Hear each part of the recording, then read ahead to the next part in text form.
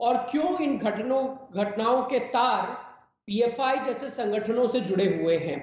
कहीं ना कहीं हमारे देश में जातीय उन्माद फैलाने का प्रयास किया जा रहा है। और दूसरी बात, अगर ये पीड़िता के लिए जस्टिस का सवाल है, तो बलरामपुर में एक 8 साल की दलित बच्ची के साथ इसी तरह दुष्कर्म होता है।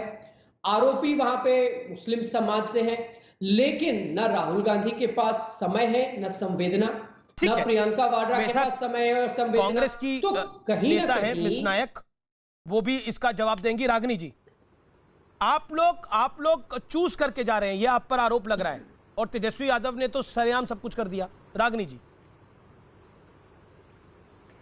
अमीश जी, मैं बहुत ही पुरजोर तरीके से ये बात कहना चाहती हूं कि जहां भी संस्थागत रूप से सरकार और पुलिस प्रशासन मिलकर अन्याय करेंगे, अत्याचार करेंगे, शोषण करेंगे, वहां पर राहुल गांधी, प्रियंका गांधी और कांग्रेस के हर संघर्ष का साथी पहुंचेगा।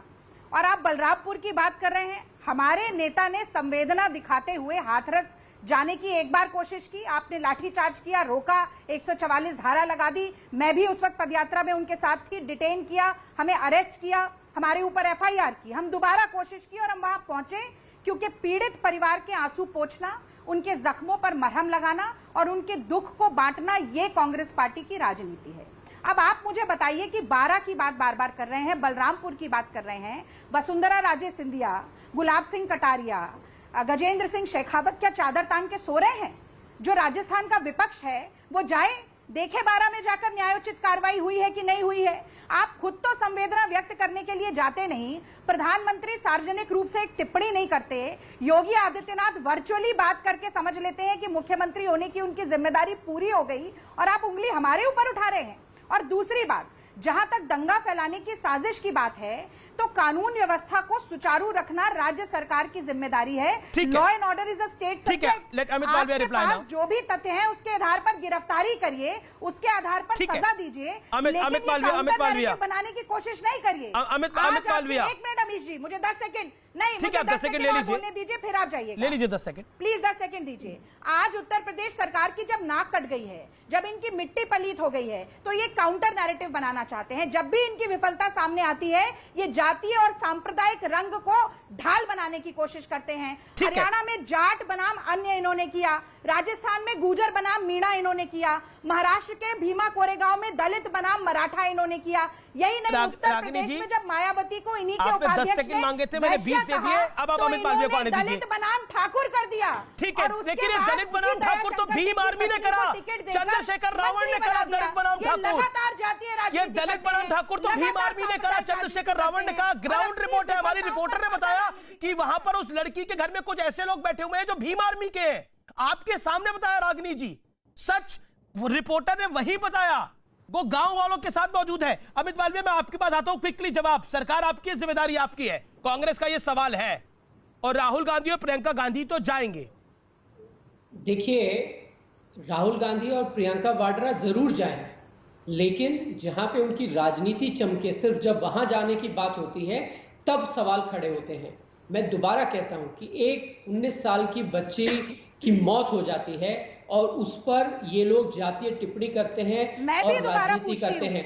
चिल्लाइए मत। आदित्यनाथ सो रहे हैं, रागिनी जी, चिल्लाइए मत। को क्या दिखाई सुनाई नहीं देता? योगी आदित्य क्यों नहीं जाते बलरामपुर? डिबेट को क्यों नहीं जाते लखनऊ? क्यों नहीं जाते हाथरस?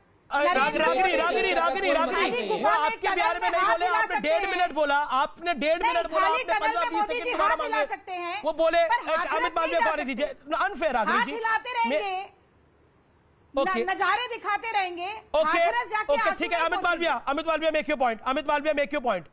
अमीश जी, इस फूहड़ तरीके से बहस नहीं हो सकती है। अगर कांग्रेस की प्रवक्ता को तमीज नहीं है तो आप इनको समझाइए कि डिबेट कैसे होती है, उसके बाद हम चर्चा करेंगे। आप अपनी बात। जहां तक हाथरस की बात है, आपने बताया कि एक कॉल डिटेल्स आज सामने आई हैं जहां पे पीड़िता के भाई और जो अक्यूज है उसके बीच में रिपोर्ट है अक्टूबर से लेकर मार्च इस साल के महीने तक 100 के करीब कॉल्स हैं।